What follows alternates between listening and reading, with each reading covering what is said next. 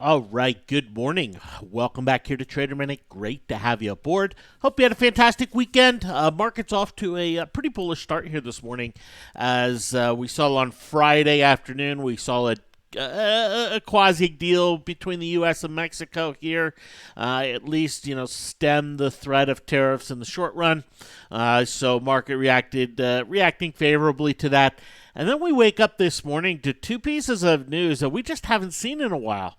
And that's just big merger and acquisition news. We saw United Technologies, UTX. We've talked about UTX a bunch. Basically merging here with Raytheon. RTN. It's big news for both of those companies. Here, Raytheon is on the challenge watch list, so we'll talk about that here in a moment. But big news there. Then we saw CRM, Salesforce, which is a cloud company. They're down, right? But they came out and they bought Data or Tableau here, and you can see Tableau is up huge, right? And just kind of a massive move here for the stock, and this is fueling some excitement about tech here today, and rightfully so, as we see tech leading the way here this morning. And if I just pull up the sector summary, you can see that they're now lagging consumer discretionary, and that's just simply because of Amazon.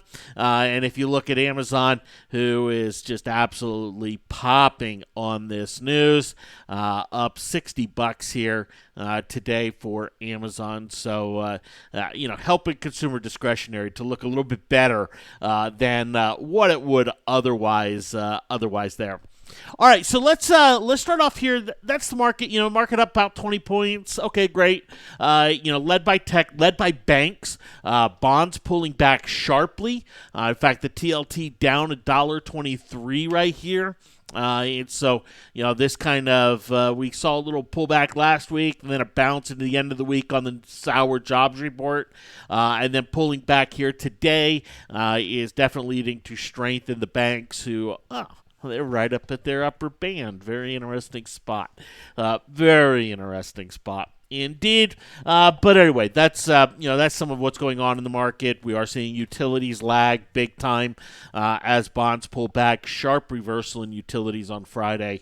And on the type of volume last week that suggests a top for utilities for a long time to come, which is very interesting.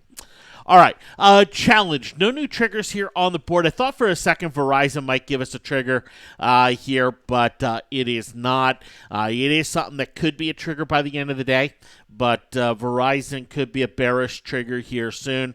You can see the 3.7, crossing to the downside here. It had an upside crossover last week, but didn't trigger bullish, having a downside crossover here today. So we'll be taking a look at that later on here in the day, seeing if there's an opportunity to play that, but it is not signaling right here. So for the challenge, no new signals. We do have a lot of upside 3.7 crossovers coming into stuff, but it's all the dregs. Some of the just absolute dregs of the market here. The Alibaba's, ConocoPhillips, EOG Resources, Facebook, FedEx, Las Vegas Sands, Schlumberger, a lot of these stocks that have just really had some rough goes here of late. And, they're trading on or coming off of some new short-term lows, so not triggering on those crossovers as they are coming off of those new short-term lows. So no upside signal here as well. So it's been 3 days. It's been 3 days since we've had a signal. That's a pretty hefty dry spot. But considering all the 3.7 crossover action that we saw early last week, right before the market actually moved, it's not too surprising to see the signals kind of fade off here. But I wouldn't expect that to last too long. But that's where it is right here at the moment. So challenge in all cash. We did pull off a 3K last week. On Friday, we removed 3,000 from the challenge. So the challenge is just running with its gains right now. That's it. And, back here to 7,100. I was asked this weekend if I did that in the actual account here, and the answer is yes. And you can see the option buying power just over 7,100 here. So I absolutely, pulled the cash out there and, running here in the live account the same as that spreadsheet looks there. So anyway, hopefully that answers that. One other thing that came up this weekend that I wanted to address was this idea of two ATRs. And when we go and we get into a stock and we go and trade it, so let's just take GLD, for example. So GLD, we got in right back here. And the ATR was pretty small. In fact, it was one of the smaller ATRs for gold that we've seen in a long time. And in fact, let's see if I can pull it up here so you can see the ATR as well. Down here below, right? The ATR when we got in was down here, which is kind of a very low spot for the average true range on GLD. And, we got in, the ATR was low. The first day after the stock popped, and it hit 2 ATRs away, right? So hit our profit-taking level. And then the next day, it hit it again, right? It hit our profit-taking level here again. And, we're not going to see that very often, right? That's not going to be a normal, for most of the trades. But it's one of those situations, it's one of the things where, I decided instead of, riding more of the trend, I'd pull it off and move on. And some of that just has to do with the odds. And I won't do that on every trade. But, when we talk about the odds of the algorithm and of the challenge, right, that's what it's playing. And it's a very important concept. It's not playing the news. It's not playing where's the market today. It's not playing what does Sally think about Disney. It's playing the odds. It's saying, okay, with this picture, with this chart setup, based on the stock's past history, what are the odds that it is ready to move to average true ranges, right? And, it's something where the triggers for the algorithm have about a 58% chance of moving to average true ranges, which is a really good number, which is a really high number, higher than what I was expecting to pull out of it. But after 3 years of data, it's 58%. And you said, well, 58%, that's not all that great. Well, you know what? It's moving one ATR against, in the 20% area, and the rest is kind of in between. It's not moving in between that ATR range. It's flat to neutral, why we have the time stop on things. But one of the things that we see is that when a stock hits its average true range or 2 average true ranges quickly, the chances of going up another 2 average true ranges are very high. They're higher than the first average true ranges. But going that third average true range, the odds of that dip significantly. They fall off, and they're not odds of big bad pullback. It's not one of those where you go, oh well, the odds of moving another 2 average true ranges are it's very low, so we're just going to have this monster pullback. No, in fact, we normally don't see a monster pullback off of that. What we tend to see is just flat. We tend to just see consolidation. We tend to see a chop up and a chop down, and the stock finds some range. So that's the tendency, right? So, as I make decisions on, hey, you know what, do I want to, kind of just pull the trade off or continue to run with it, right? I'm making the decision with those odds in mind that, the first, we get the first 2 average true range move, getting the next 2 average true range move is pretty good odds, right? But getting that third average true range move, yeah, we can get it, and yeah, it can be explosive, and yeah, sometimes I'll play for that, but the odds of that shift dramatically. Now, it's one of those where the odds make sense to play it in a lot of cases because your only risk is consolidation. It's not, monster pullback and wow, you're just going to give up everything because you held it, right? So it's not one of those where, because it doesn't move two average true ranges, it's terrible to hold. No. In fact, you could argue it's a pretty good proposition to hold because the risk factor on it, tends to be significantly less. And so, keeping that in mind as we go forward and, make some of these trades. Now, I didn't roll with that with Visa, on Friday or with Under Armour on Friday. We hit 10 grand, took it and moved out. And yeah, I know, they moved up a little bit. Great. I think Disney's moving down a little bit here this morning. Yeah, I saw it reverse. I didn't see why, but, did see it reverse. But, either way, if we were still running with them, challenge would probably be a little bit higher than where it is right now, but not too much there. All right, so that's the two ATR odds there, the challenge, no new signals. Now, the watch list for the challenge has changed here a little bit today, and you'll see I noted here below, Raytheon removed from the watch list after the merger with UTX. And you can see on the watch list, Raytheon, kind of struck out here.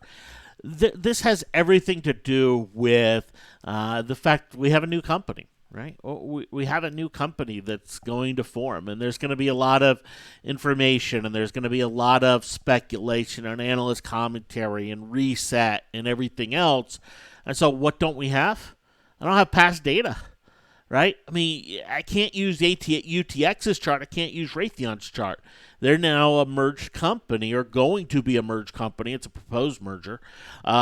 But they're going to be a merged company. So it's going to be something different. And with no data on it, with no past history on it, not something that I'm going to have on the challenge watch list or be tradable as we go forward here. So that cuts the watch list by one. Not too damaging or anything like that. But Raytheon is out of the watch list here for that reason. And when we see it happen with other stocks in the watch list, we'll do the same thing. We'll do the same thing. We'll pull it, move on. And, I'm not going to replace it right here with something else. There are a few things I could, put in and replace it. But, I decided, hey, for this challenge, not going to do that right here. Okay. All right, so that's I think that's everything in terms of the challenge.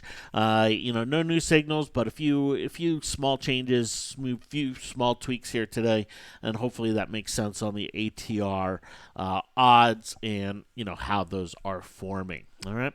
Now I did promise I would go out and take a look at the 3/7 scan here, so let's go out and do that. If we come in here, we'll just take a look at 3/7 crossovers, and I'll run two scans. One for the challenge watch list. Right, so these are all the upside crossovers where the 3-day moving average is crossing up above the 7-day moving average, generally a bullish signal. Here's the names I mentioned earlier: BABA, EOG, Facebook, FedEx, Las Vegas Sands. But most of these are coming off of new lows, new short-term lows. So, they're not higher low scenarios. So nothing here triggering. Let me see. Las Vegas Sands. Definitely no. But anyway, that's for the challenge watch list. If we just look at it from the S&P 500 standpoint and run the scan, you'll see there are a few more stocks on here. 32 of them. You can see Best Buy, Devon Energy, a lot of energy names in here. But it's fairly mixed. Some good financial names in here: Wynn Resorts, Tiffany, JB Hunt, Trucker. You know where I stand with that. Very interesting company.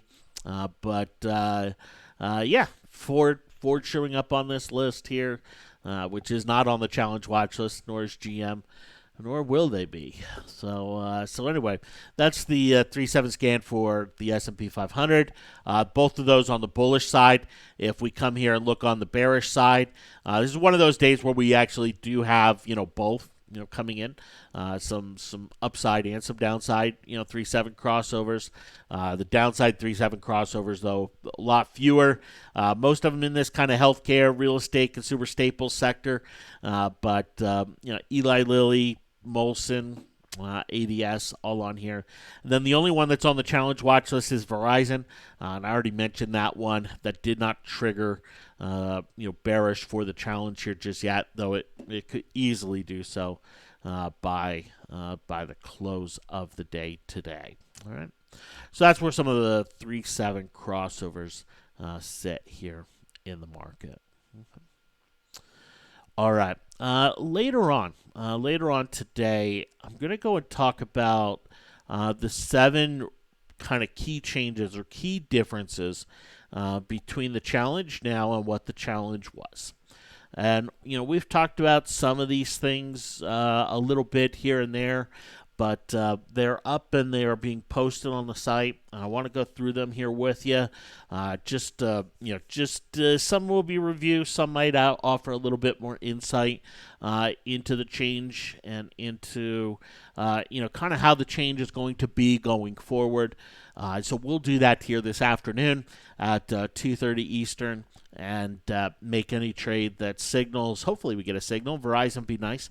I wouldn't mind trading Verizon to the downside, but this is one where I'm suspecting on the algorithm, and I haven't looked yet, that the reason it's not triggering is because of whipsaw risk is pretty high right here. That's my suspicion.